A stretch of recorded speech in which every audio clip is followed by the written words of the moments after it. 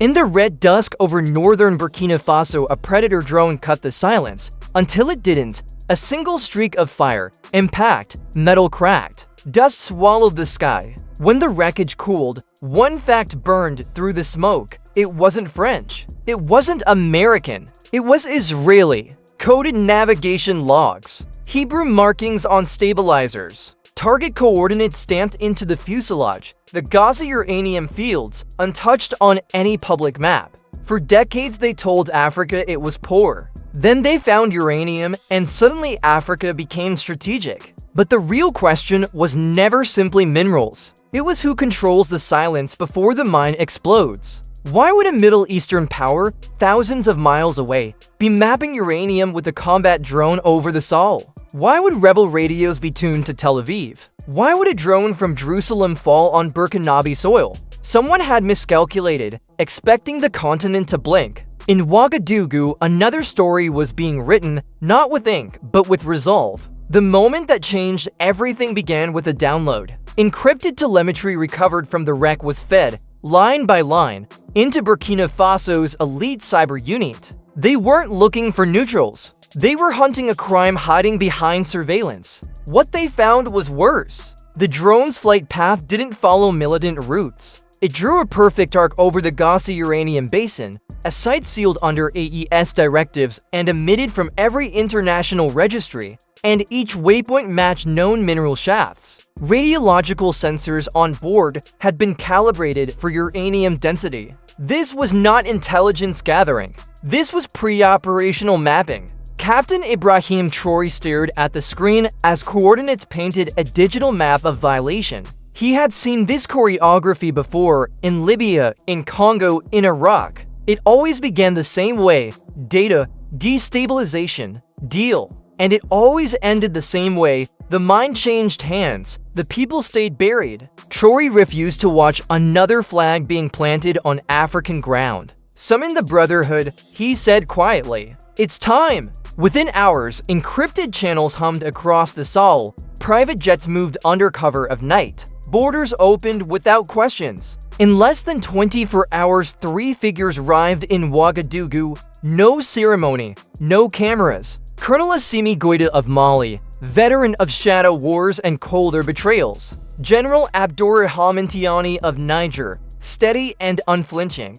Colonel Mamadi Doumbouya of Guinea, fire-eyed and iron-voiced. They met Traoré not in pomp, but in a concrete war room beneath the capital, shielded, silent, steel-clad. Maps, schematics, satellite intercepts lay before them. Traoré asked a single, terrible question: if Tel Aviv moves on Gossi, what will Washington demand in Niger? What will Paris demand in Mali? Where does this end if not here? No answer was needed. Goïta leaned forward first. We end it now. We do not wait for a bigger lie. They would not fight tanks, not yet. They would fight with what their enemies feared most: clarity. The plan was set. They were ready to expose the truth, not just to Africa, but to the entire world. Yet this battle wouldn't be fought with bullets or bombs. It would be fought with microphones. The city of Bamako had hosted many summits before: IMF missions, peacekeeping reviews, UN development forums. But what was about to unfold inside the Grand Hall of Sovereignty was unlike anything the West had ever imagined. A security summit without Europe, a resource summit without the World Bank, an African strategy conference run by Africans for Africa. No handlers, no interpreters, no intermediaries. 17 nations gathered beneath the amber lights of the hall. For a moment, the podium remained silent until Captain Ibrahim Traoré rose. No fanfare, no applause. Just a plain folder in his hand, marked with one chilling phrase: Gossi coordinate leak. His opening words landed like stone on steel. This is not about one drone, he said. This is about a design to redraw our map, without our consent. He held up images, intercepted drone flight paths annotated with uranium deposits, data logs tracing encrypted transmissions to Herzliya, Israel's military intelligence hub. Then came a decoded file name, Naharium Protocol. In Hebrew, it meant to rivers, a biblical reference, and a veiled strategy. The next slide turned the room cold. Grainy footage of unidentifiable foreign operatives training rebel units in the Sahel. Hebrew commands audible over military radios. GPS trackers preloaded with Gossi coordinates. The hall went silent. This was no reconnaissance mission. It was a prelude to partition. A Palestinian delegate stood, hand pressed to his chest in solidarity. An Algerian general whispered under his breath, "This is their Libya playbook," but on the wrong continent. The silence shattered. Voices rose. The air thickened with anger and awakening. Then Traoré unveiled the final revelation, a resource map, not the sanitized one found in schoolbooks, but the real one. Pipelines, mineral veins, trade choke points, and every Western military base within 50 kilometers of them.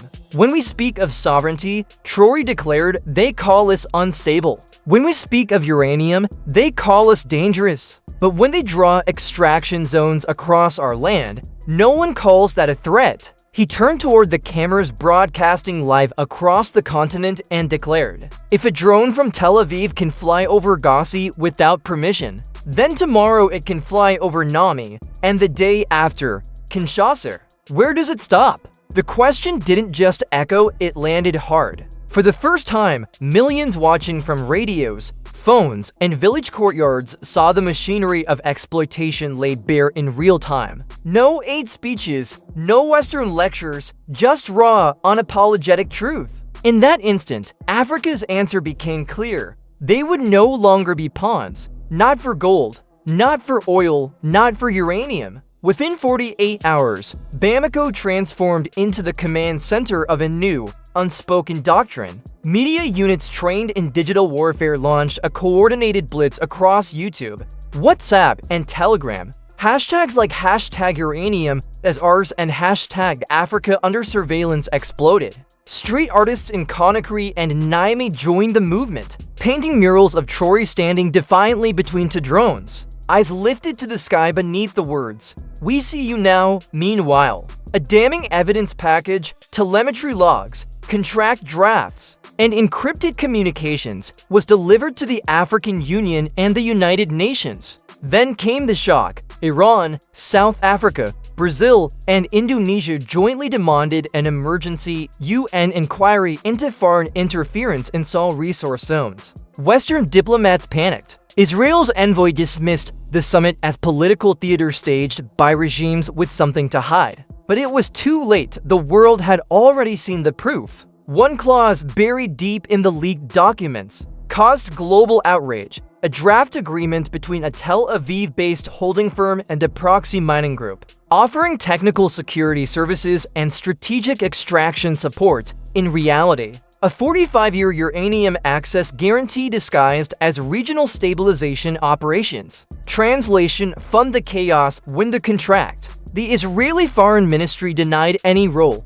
with a spokesperson for Netanyahu insisting the government had no knowledge of such dealings. But Africa didn't need confirmation. They'd seen this play before. They armed warlords in Congo, said a Rwandan journalist during a livestream. Now they're just doing it with cleaner logos. In Ouagadougou, Traoré called a midnight press conference. No flags, no anthem, just a table, a microphone, and a banner with one bold line. If Tel Aviv wants uranium, it will have to talk to Africa. He looked directly into the camera and continued, not through rebels, not through drones, through dignity. Then came the words that would echo across continents. To Israel, we say this, we are not your frontier, we are not your fuel.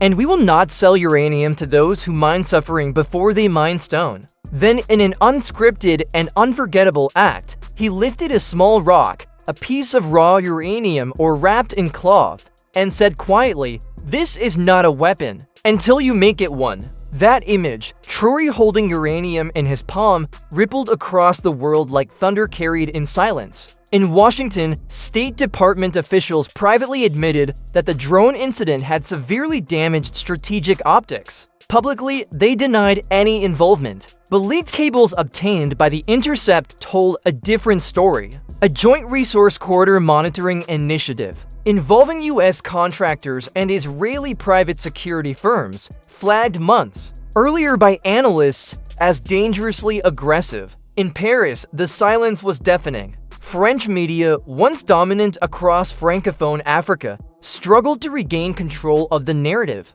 They aired segments warning about radicalization within the AES alliance, but younger Africans weren't listening. They were reposting Traoré's speech raw, untranslated, and unfiltered. Meanwhile, cracks began to appear inside Netanyahu's government. A leaked memo from the Knesset Foreign Affairs Committee questioned the long-term wisdom of pursuing strategic mineral targeting at a time when African sovereignty was rapidly rising. Even within Israel's own media circles, whispers grew louder. Had they underestimated a continent that finally learned to say no?